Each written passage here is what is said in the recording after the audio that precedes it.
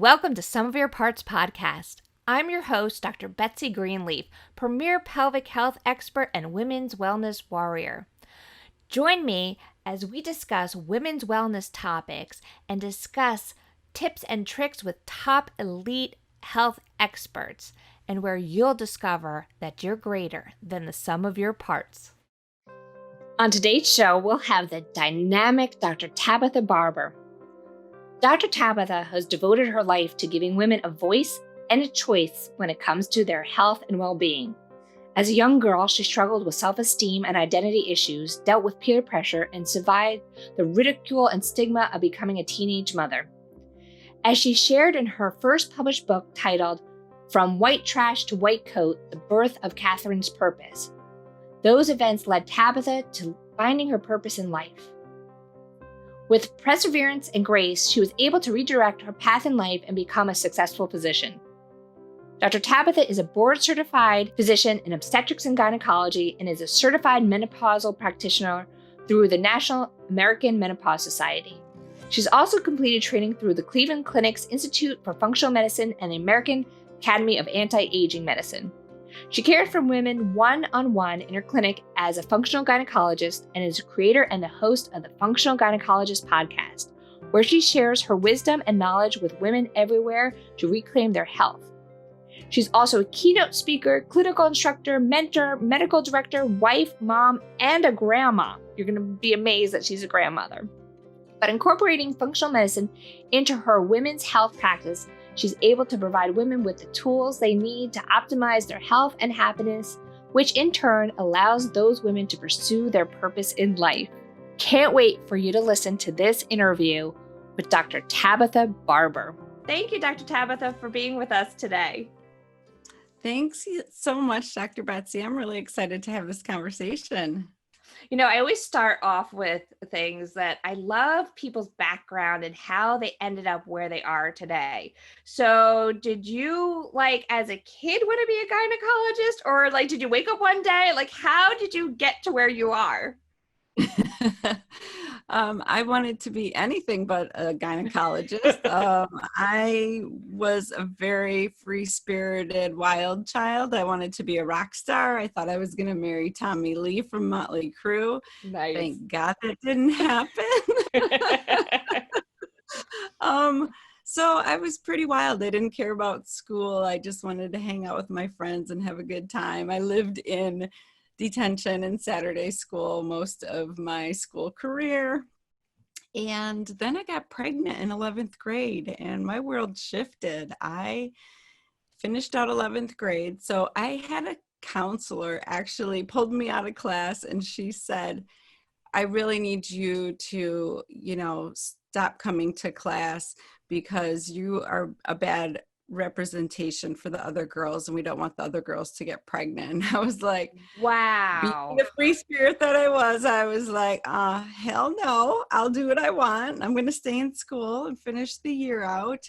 And I just thought, how is it a bad example to stay in school, So I did finish out 11th grade, but then I didn't go back for 12th because I had to stay home and take care of my daughter. I had her in September. And so I had a really traumatic pregnancy, labor and delivery. I was on medicated food stamps and I was treated really poorly. Wow. And it was really eye-opening to see just how much disrespect young girls get, from the medical community when they're in that position. And I felt like I deserved better than that. And so that really kind of sparked something inside of me like, hey, I need to help other women so they don't have to go through what I went through. And I got my crap together. I got a GED and I went to a community college and I rocked a 4.0 for 2 years and got scholarships and transferred to Michigan State University with the plan to go to medical school. That was in my head all of a sudden, and I was going to do it. Nothing was going to stop me.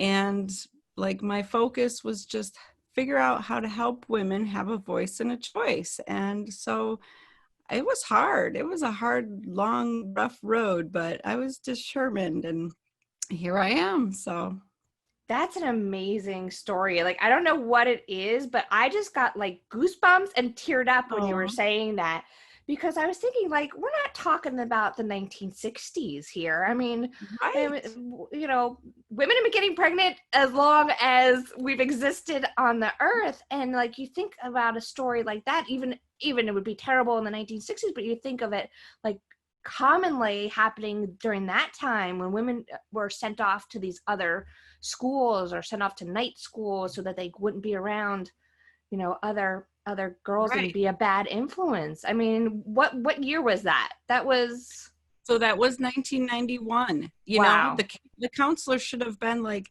hey, what can I do to support you? How can I help you succeed and graduate high school? Not, I don't want girls to see you here. Like, Wow. wow. And, you Wow. know, it just blew my mind thinking back. And I know that there's so many girls that this happens to, and they just say okay and they go with it because they don't want to question authority, or rock the boat. And so they just don't even have a chance. Yeah. And that's such a important message that you have for people too, is that you've been through this. And you were like, thank God you were a wild child, and be like, forget that. I'm doing my thing, but because you're right. How Yeah, many other girls just be like, okay. And then now they're kind of stuck in this cycle of, poverty, and can't bring themselves up out of that. Or that's really exactly. crazy.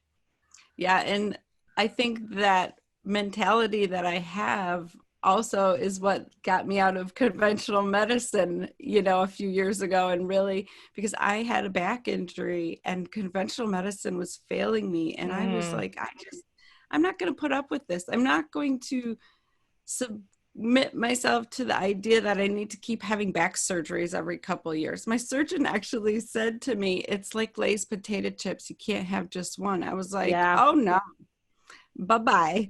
There's got to be a better way. And I found the world of functional medicine, and it was like a whole new world that I had no idea about because I was so entrenched in conventional medicine and sleep deprived as an obstetrician, right? You know all about Yeah. this. Like, you're just in survival mode. I'm like taking care of my patients, taking care of my kids, sleeping, repeat. Yeah. And there's no time to even watch TV or read anything or even think about any other world. And so when I went on this hunt to fix myself and I realized there was a whole nother world out there, I was like, wow, let me soak all of this in. Oh my gosh. And it's just been an amazing journey the last few years. And I'm just so glad that I took the time to look for different answers and You didn't know, just, okay. it's amazing because I agree.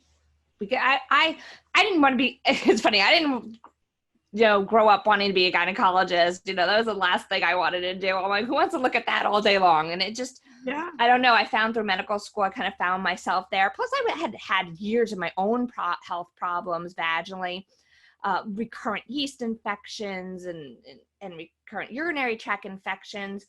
And looking back, now that I know about functional medicine, I realize I was doing all that stuff to myself because Yeah. as physicians, we take care of everybody else but ourselves. And being under that Mhm. chronic stress and that chronic elevated cortisol was probably throwing off my hormones, throwing off my sugar, and was causing a lot of these problems.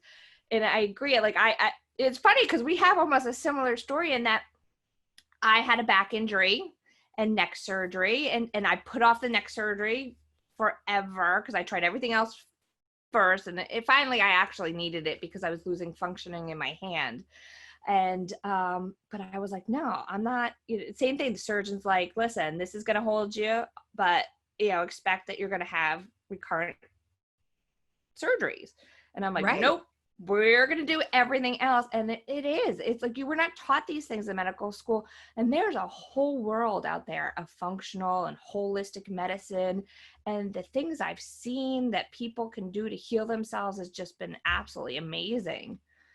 Yeah. So. It's a whole new world. And once your eyes are opened, you can't stop seeing, right? You can't go back to the way you were. And now I have so many more tools in my toolbox to take care of my patients, which is amazing because before I had like the birth control pill or surgery. And I Yeah. love surgery. I'm a great surgeon, but I think we take out a lot of organs unnecessarily and we do a lot of things that we don't need to do. So now that I have all these other tools to help women, I rarely do surgery, you You know, know? it's funny. I'm the same way. I think of myself as like the anti-surgery surgeon because I'm like, all right, let's do everything else first. And Yeah. surgery is like either when if there's a cancer, okay, maybe that's when we need to kind of look into things. But even then, there's some things we can do.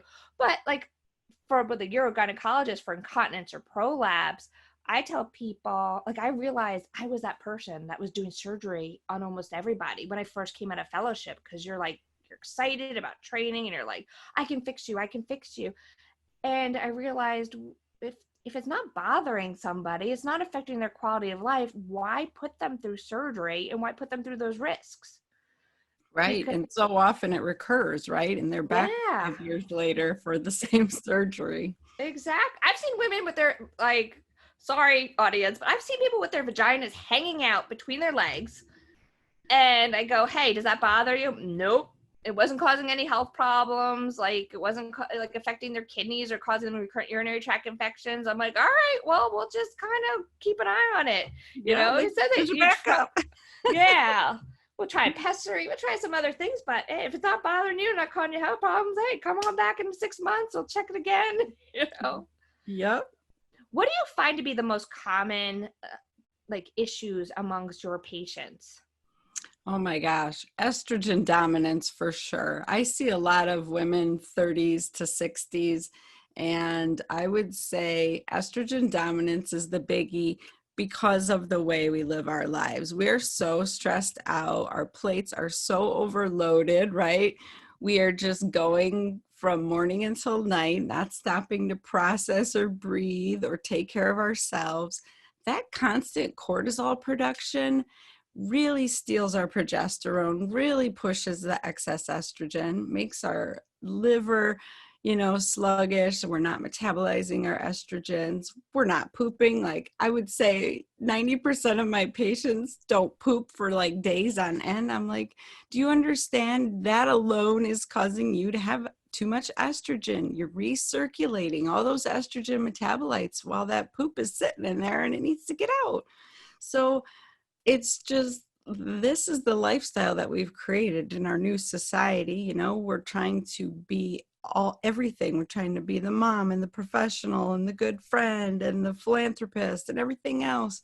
That's great, but you have to take care of yourself. I mean, it's so common that they just come in and say, I need an ablation. Like my periods are crazy heavy. I can't take it anymore. I'm soaking through my clothes. I'm, ruining my bed sheets.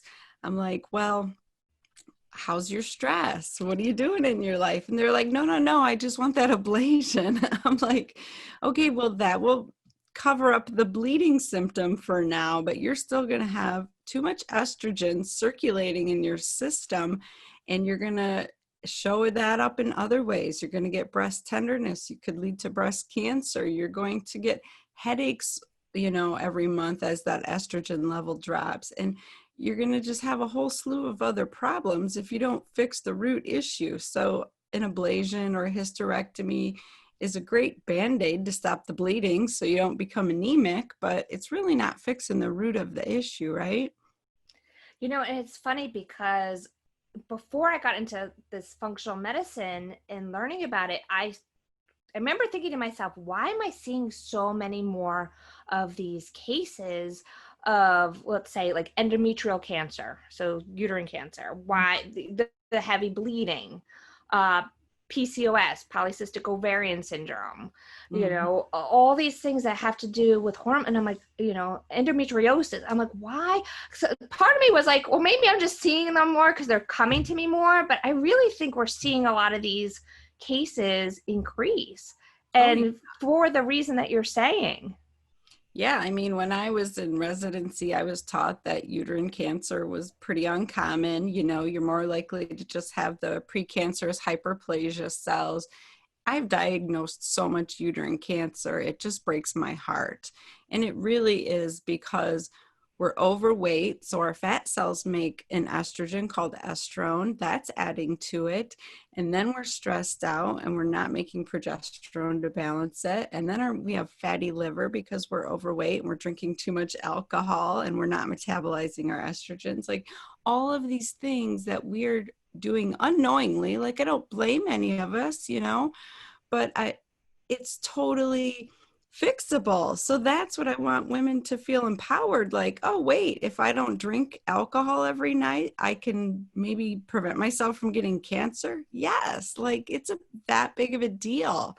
And the fact is that we just don't tell them that as conventional gynecologists. I wasn't trained to tell them that, you know. But now I know. Now I know because I went through functional medicine training. And so it feels like I'm saving women from a lot of heartache and surgery and chemo and all these other things. That's my hope. It's such a shame because, you know, I've had people say to me, like, well, why hasn't my other doctor told me this? Or why aren't any of my other doctors telling me this?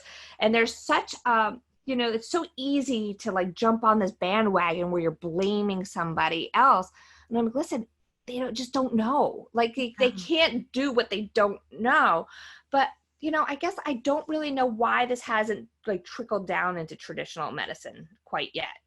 I mean, maybe it'll get there, but do you have any, what do you think about that? My thoughts are because there's no big pharma medicine to give them, right? It is time consuming. You know, it takes sitting down with a woman for like an hour and talking about what's going on in her life and educating her on these issues.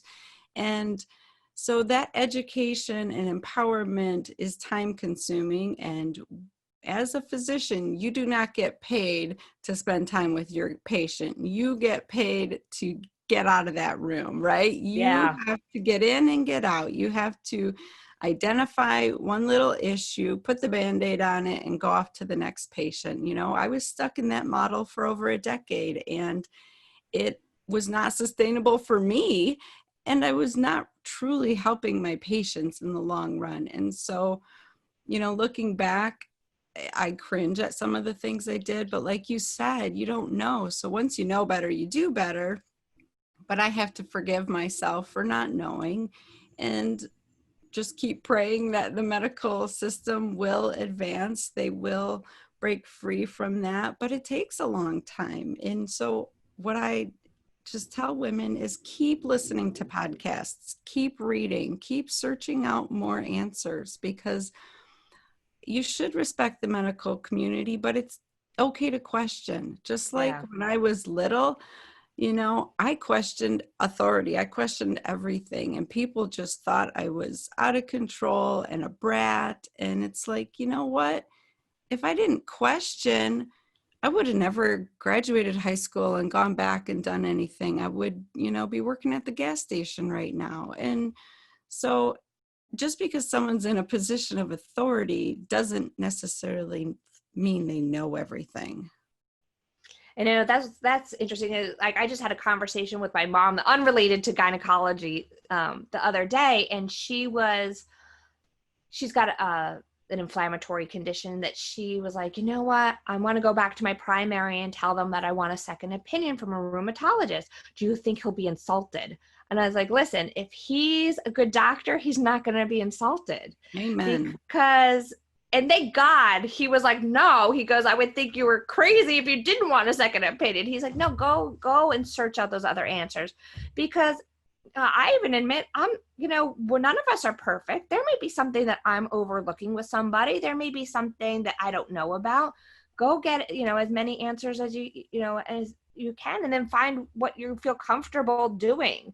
So yeah, if your doctor acts like he knows everything, then you should probably find another doctor, because this is about lifelong learning. Medicine is always advancing. The science is always changing. I mean, what you and I learned in medical school was already antiquated, you know? So if we're practicing like that 20 years later, we're way outdated. You know, you got to keep reading, you got to keep changing. So don't be afraid to ask your doctor when the last time he read about this was, you know, is he keeping up with stuff? Has he heard about how gut health, you know, advances the whole body and changes things? Like, that is the new frontier.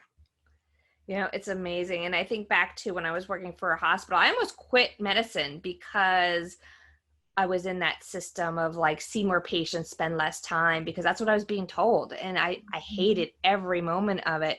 And I'm like, well, this isn't why I became a doctor. So I thought, well, if this is the way medicine is, I'm just going to quit. And then like all of a sudden one day I was like, wait a minute, no, this doesn't have to be the way it is. I'm going to just go out and make it the way I want it. And thank God for people like you and that are doing that. So, Yeah, and I mean, you are the first female urogynecologist in the United States. How impressive is that? I mean, that takes going against the system a little bit and knocking heads and not being afraid to ruffle feathers, right? oh yeah, definitely. You know, with this estrogen dominance too, and we talked about a lot of things with stress, but what about things that we're eating, or, you know, you hear all about like plastics and these, Mm. or environmental estrogens. What is that all about? Yeah, that's definitely a huge factor in it. So it's not just our lifestyle, but the flexible plastics in our environment that we created back in the 70s or whatever, you know, that we buy water in, things like that. If you can bend the plastic, it has a chemical in it that your body thinks is estrogen. It binds to our estrogen receptors. It sends the same damn signal.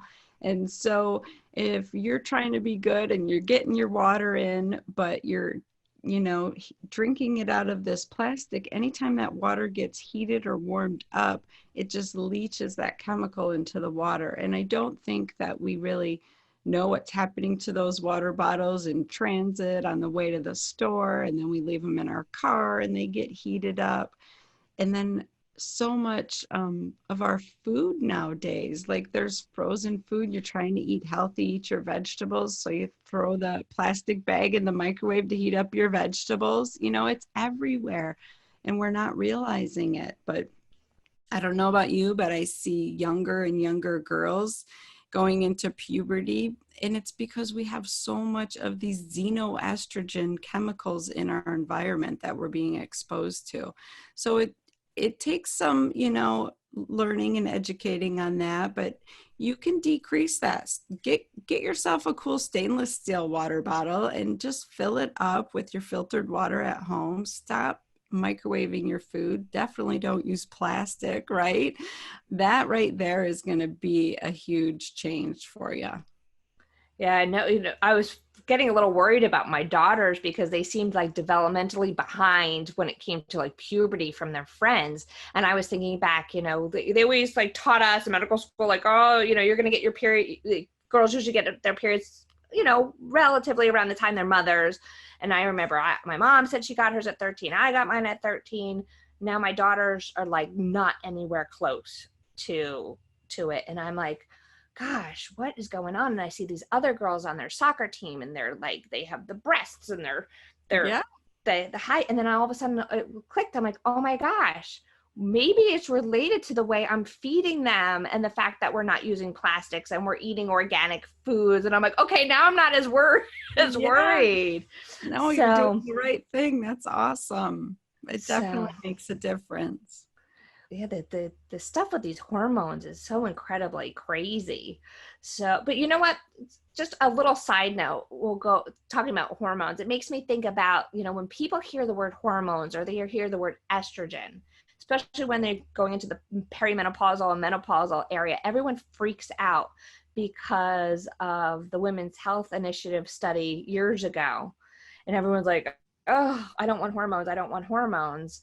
What could you say about what's the issue with taking hormones if you're in that position, or Yeah, so that study did women such a disservice. Oh my goodness. I was like in early stages of residency when that came out. So, we would have journal club and we would discuss the study and the strengths and weaknesses of it. And I didn't really understand a lot of it because I was so early in my residency, but I've studied it so much since, and there were so many flaws in that study. The average age of women was 64. Hello, like they're 14 years out of menopause already, and they're getting put on these synthetic hormones after they have been without hormones for over a decade, right?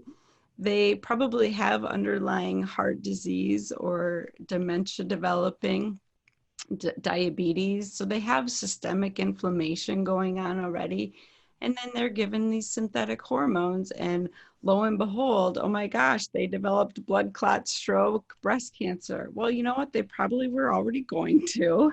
And the thing that frustrates me the most is there was two arms to that study. They stopped the one early, so some women were given just estrogen if they didn't have a uterus. Some women were given estrogen and progestin if they had a uterus. But it was progestin. It was a synthetic progesterone, not like we make in our body. And that is the major culprit to a lot of the issues that we saw from those studies. So I personally don't use progestins or any of those synthetic hormone replacements, but I do use bioidentical hormones because it is safe, and you need to have started it during the perimenopausal time when your body is still supposed to be making hormones, right? Or sometimes you have to take the ovaries out surgically, but you've been without hormones for like 2 minutes instead of 10 years. And so your body reacts completely different. But I just want to reassure women, bioidentical hormones are not the same as what was in that study. It is safe to take a natural progesterone. You're not going to see that risk of blood clot, stroke, breast cancer. It's about your lifestyle. If you have systemic inflammation, you have elevated blood sugars, you're on the road to diabetes, those are the things that are going to cause those conditions. So have that conversation.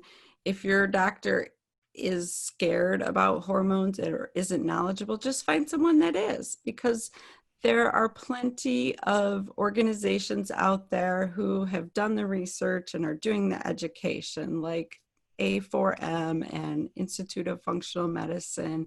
It's safe.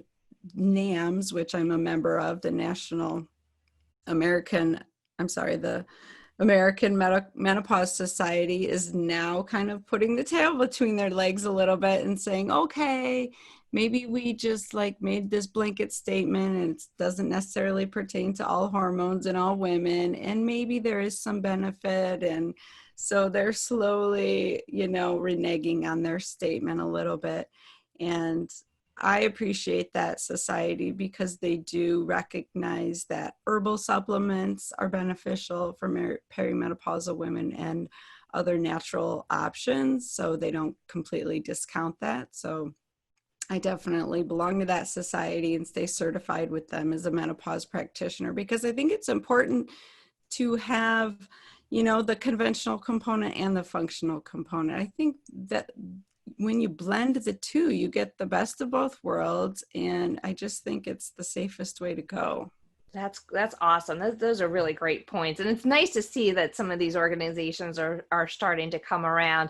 I actually have to re-up my thing with NAMS because I belonged to them, and then I stopped because I was hoping to get some answers on the hormones. And you're right, like then we're talking like 5 or so years ago when I belonged to them, and I was like, you know what? No, I'm not getting any answers about these hormones. And they had that blanket statement about, and I was like, I should go back and take a look at them again. So I'm glad. Yeah, well, they need women like us to nudge them and push them in that direction, right? Instead of having big pharma talking in their ear all day, they need the practitioners who are out practicing, seeing the patients. It's women's quality of life more than Yeah. anything. And I just tell the patients that, like, here's the potential risks, here's your options, this is your quality of life. You can do whatever the heck you want.